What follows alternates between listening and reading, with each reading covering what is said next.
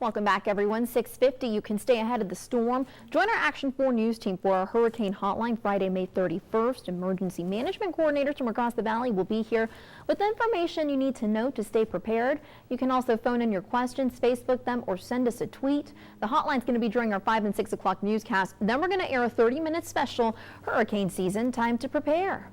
Well, this week is National Hurricane Preparedness Week, and we want to arm you with as much information you need to stay safe. This morning, we've invited Patricia Mancha with the Federal Emergency Management Agency, also known as Fema, here to fill us in. And good morning, Patricia. Good morning. Thanks so much for being with us, and let's get right to it. What do people need to do right now to get prepared for hurricane season? Well, as we talked earlier, have a kit, make a plan, and stay informed. Right.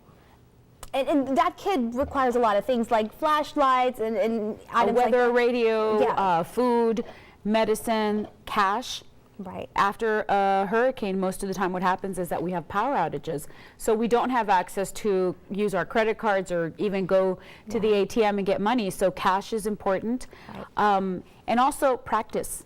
When you have a plan with your family, practice it. Talk to your children about what they need to do to be prepared.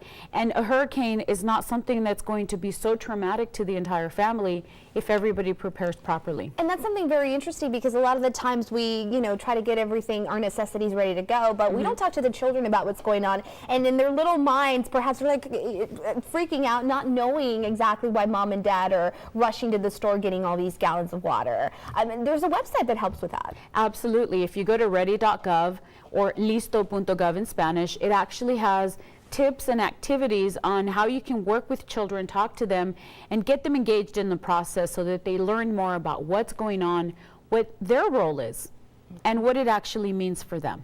Yeah, to give them that peace of mind so they don't feel overwhelmed with all of this. And also, you've gone very technological, FEMA has. I mean, there's text now that you can actually receive from FEMA to get you some updates. Tell us about that. That's correct. We have an app, a FEMA app, and from using that app, you can actually sign up to get texts, to get messages regarding different kinds of situations and events that are going on throughout the country, or specifically in your area. Absolutely. So let's talk about the process, because say a disaster does strike. What exactly does FEMA do after that? Well, as we've mentioned before, the most important thing for people to do is to work and listen to their local emergency management officials. When the local officials feel that the disaster is so large that they need help, they go to the state emergency management officials. If they feel that it's too much for them to handle, then the governor will ask the president for a disaster declaration.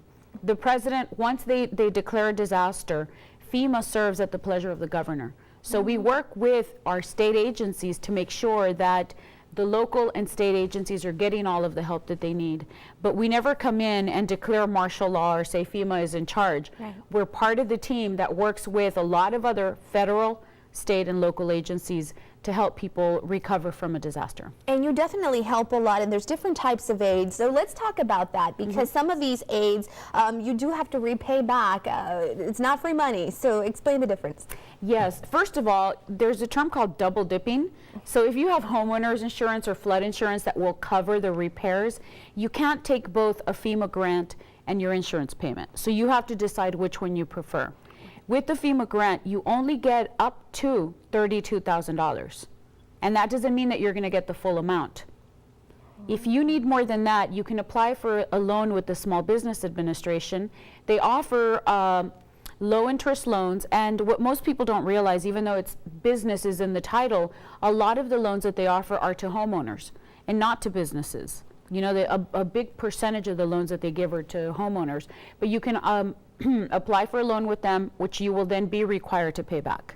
Wow, great stuff, and thank you for clarifying that, because I know a lot of people probably curious about how that works. And I know that FEMA probably relies a lot on the different categories, because if it's a category 1, it's different assistance, different category 2. So for that, we're going to go ahead and send it over to Victoria to sort of differentiate for us. Victoria?